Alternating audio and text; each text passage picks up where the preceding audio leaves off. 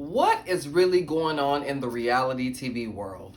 More so on the Real Housewives of Atlanta, and more so with Britt Edie.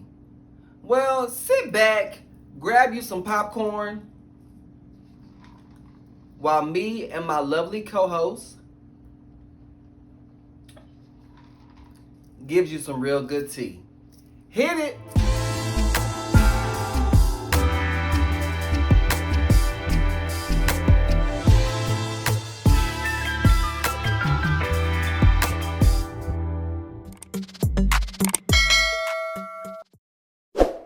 What's up, everybody, and thank you for tuning in yet again to an all-new episode / clip of Sounds of Sir Q. Of course, I am your host, Sir Q, and I am just so blown away of the information that I've received, the things that are trending, the things that are going on right now.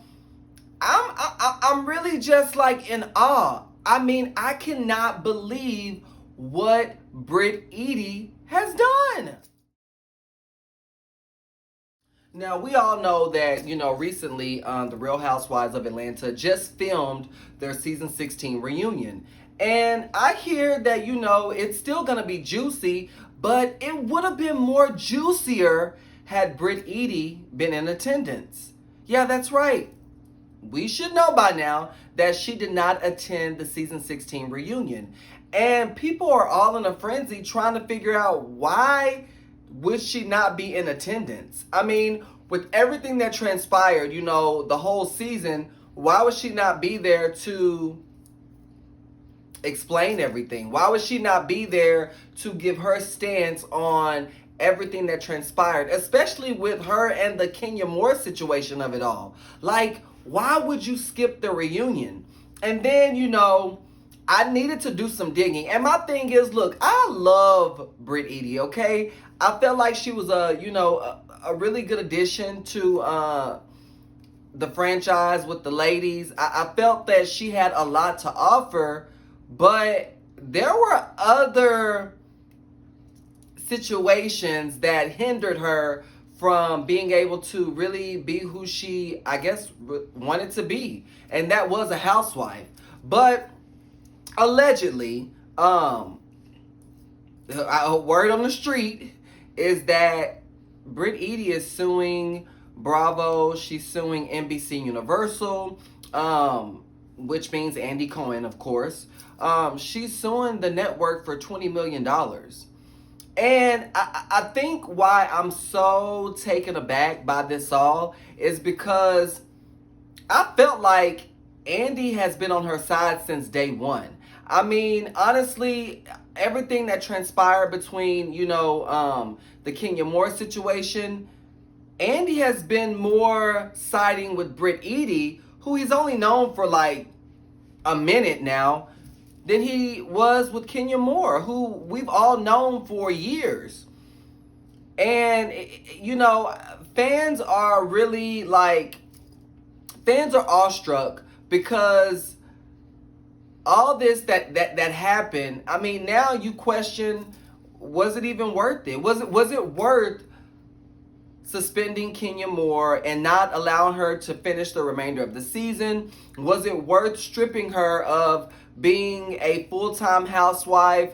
Was it worth not having her on the show just to appease Britt Edie?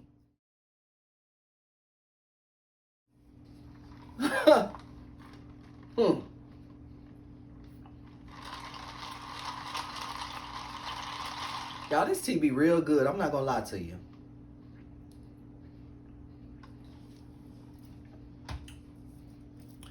But I think my thing is,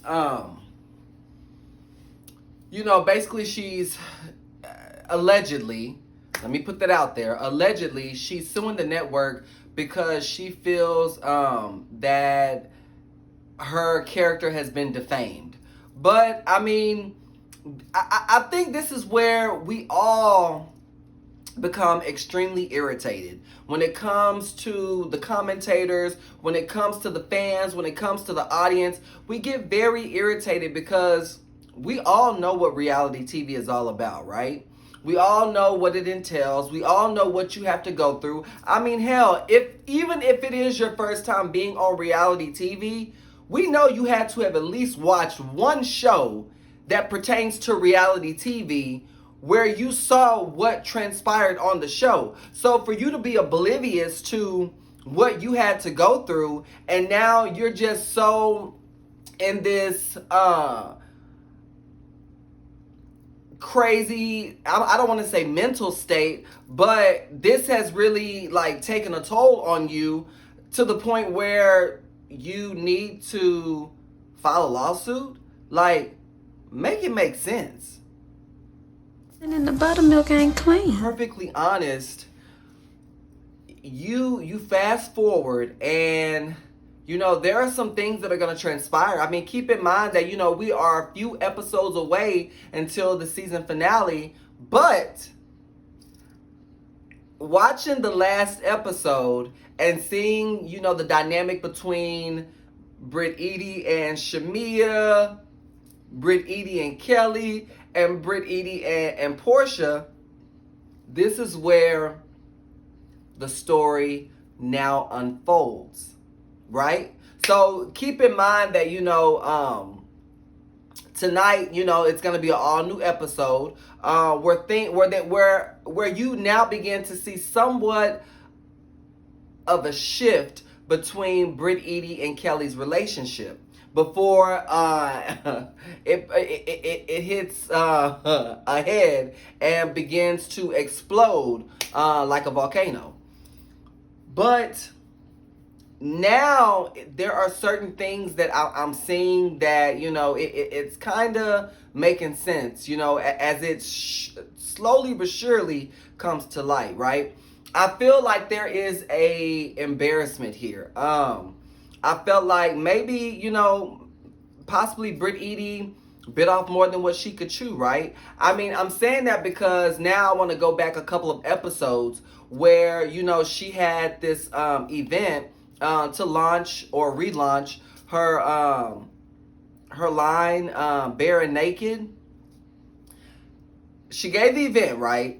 It was at a country club that seems to be in the vicinity of where she lives, and I kind of somewhat know how things like that transpire. Typically, when you reserve an event space, a lot of times, you'll sign a contract, you go over all the specifics or whatnot, and then you have to give a percentage before you can even have the event. And, it's not until, they receive that, typically it's like maybe 50% that has to be paid. And then, once you have the event is over with, then, they go back and they examine, the room just to make sure there are no damages. And then after that, then that's when you're able to pay the remainder of what's owed.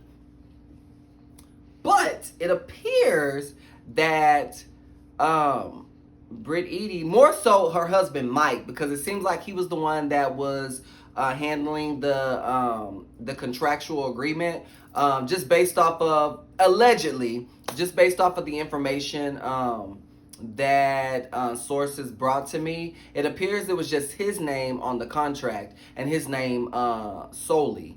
So it appears that they owe, allegedly, $20,000 that was unpaid for having that Bare and Naked event. Now look, word on the street is, they were struggling financially. I mean, let her tell it. Look, we saw her going looking at cars, wanted to, get her next car, which would be like, what, a Ferrari. I mean, we saw her, living the lifestyle, which is, what was portrayed. But then now you have to question, was this truly indeed your lifestyle that you were portraying to have lived? I don't know now. I don't know. I thought, she really had it together. I thought that, she had really made a good business deal, investment when she sold her insurance company, that, that she put money aside. But look, you know what? My thing is this. I don't really know Britt Edie. I'm only going by the information that, that's brought to me. by way of my sources, things that I see online, social media.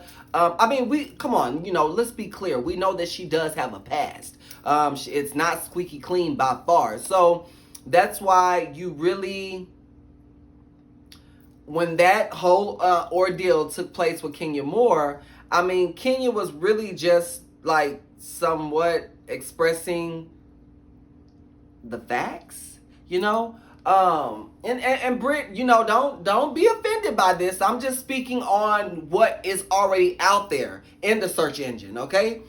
But Kenya really. One thing I will say she went too far was when she, unveiled the photo of Britt Edie supposedly, her giving fellatio. Now I know that is a bit extreme, and that's pretty much what the reasoning of why Kenya had to be suspended and why she was no longer able to further her time, her duration on the season. I understand that, but okay, let's just be clear here. Let's be clear, because clearly I'm going somewhere with this. You have to wonder, when it comes to Britt Edie and when it comes to her husband Mike, what is really true and what's not true when it's all said and done. Is she in a happy marriage? Is it truly indeed a marriage? We want to ensure this is no type of agreement. We want to make sure that this is nothing that is a put on for the cameras, because we all know that when it comes to some of these housewives, they will definitely put on for the cameras. We just want to make sure everything, was indeed, facts, that everything was true about your lifestyle, and that is the life that you truly do live. But, as it seems that the layers are beginning to slowly but surely be torn down and unfold, that we are beginning to see exactly who Britt Edie is for what she really is. For more information like this plus more, make sure you guys subscribe to my channel. Don't forget to like and comment as well. And a new episode is coming your way this week.